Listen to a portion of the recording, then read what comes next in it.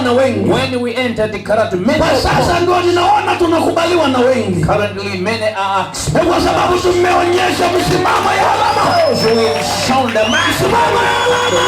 The mark. Tumepita mengi. We have gone through many. Tumeumizwa na wengi. We've been burned. Na hata tumeumizwa na wale tuliowasaidia. Even those Na who kuamini pia. and we believed in Lakini them. wakatuwekea alama. But they put up mark. Bado tunayo alama zao. We still have their mark. Bado tunayo alama zao. Still have their mark. Tunazo alama zao. We are walking with them. Hata siku wakiturudia.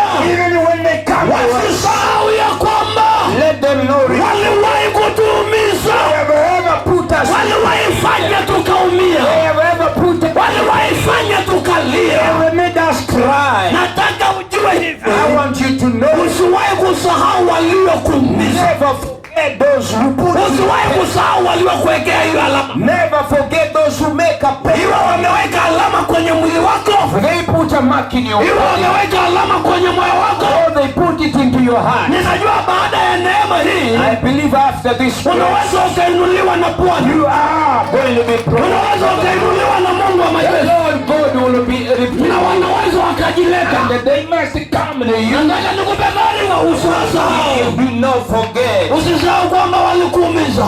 Remember they put you in. Usisahau kwamba walikuwekea alama.